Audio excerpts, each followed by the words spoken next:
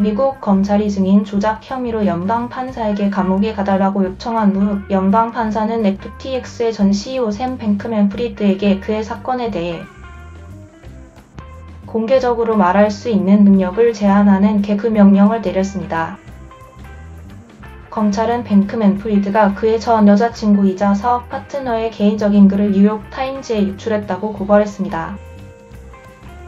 그들은 지난주 뱅크맨-프리드 3일과 10월에 있을 그의 재판에서 그에게 불리한 증언을 할 것으로 예상되는 그들의 스타 증인 캐롤라인 앨리슨이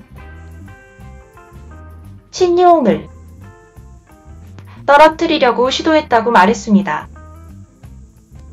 수요일 미국 지방 법원 판사 루이스 카플란에 대한 심리에서 다니엘 세순 미국 변호사는 FTX 설립자가 언론과 적극적으로 소통한 여러 사례와 그가 여러 이야기의 주처라고 주장했는데 이는 이제 선을 넘은 언론과의 지속적인 캠페인의 일부라고 그녀는 말했습니다.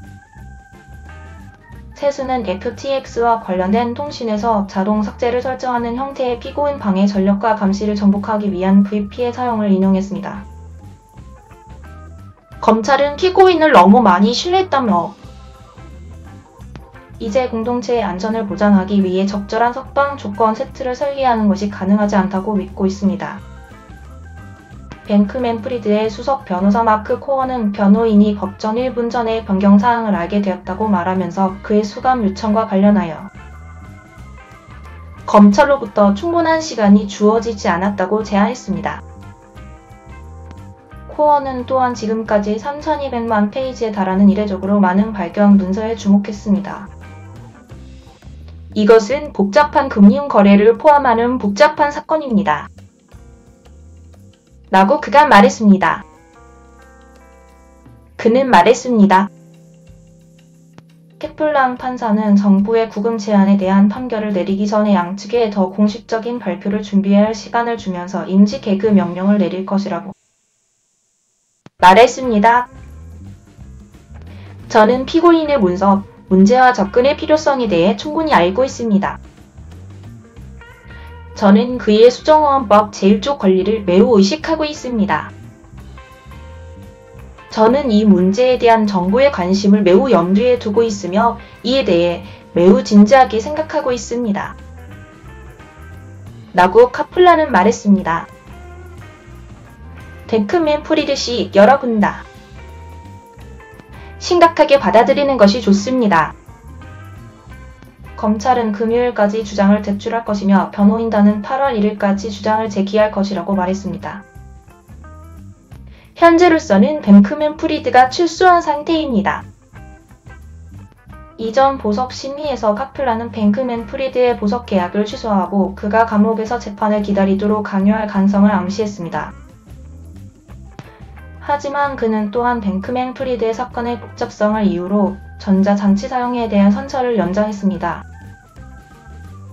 코어는 뱅크맨-프리드가 언론에 말할 수 있는 헌법상의 권리를 재차 강조하며 자신이 보석 조건을 위반한 것은 아니라고 말했습니다.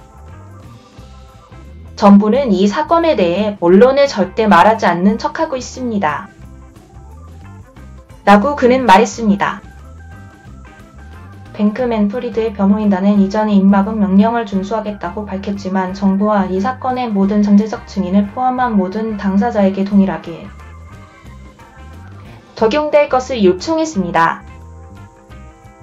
수요일의 공판은 12월에 체포된 후 2억 5천만 달러의 채권으로 풀려난 뱅크맨-프리드에게 또 한 번의 재판 전의 차질을 빚었다.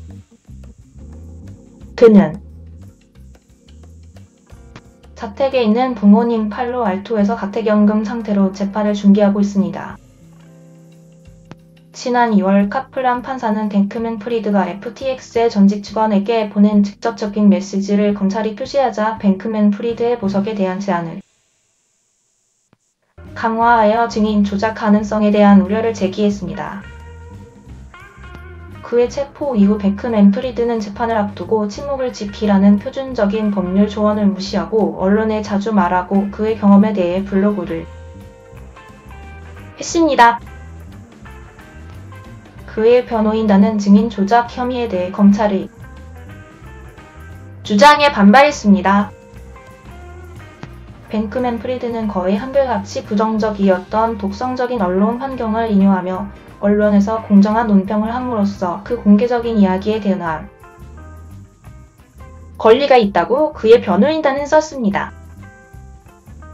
뱅크맨 프리드의 변호인단은 뉴욕타임즈 기사가 수개월 동안 진행 중이었고 이 기자는 이미 다른 출처를 가지고 있었다고 말합니다. 기사에서 타임즈는 앨리슨이 구글 문서에 쓴 일기 글을 인용했습니다. 보도에 따르면 이 문서들은 FTX의 암호화폐 헤지 펀드인 알라메다 리서치의 최고 경영자로서 그녀의 행복하지 않고 압도적인 감정 상태를 자세히 묘사했다고 합니다. 보도에 따르면 이 글들은 또한 그녀가 결정을 내리고 사업을 효과적으로 운영할 수 있는지에 대한 의심을 표현했다고 합니다. 28세인 앨리슨은 FTX의 붕괴를 초래한 계획에서 그녀의 역할에 대해 여러 가지 음모와 사기 혐의에 대해 12월에 유죄를 인정했습니다. 알라메다와 FTX의 설립자인 뱅크맨 프리드는 8개의 연방 사기와 음모에 대해 무죄를 주장했습니다. 재판일은 10월 2일로 정해졌습니다.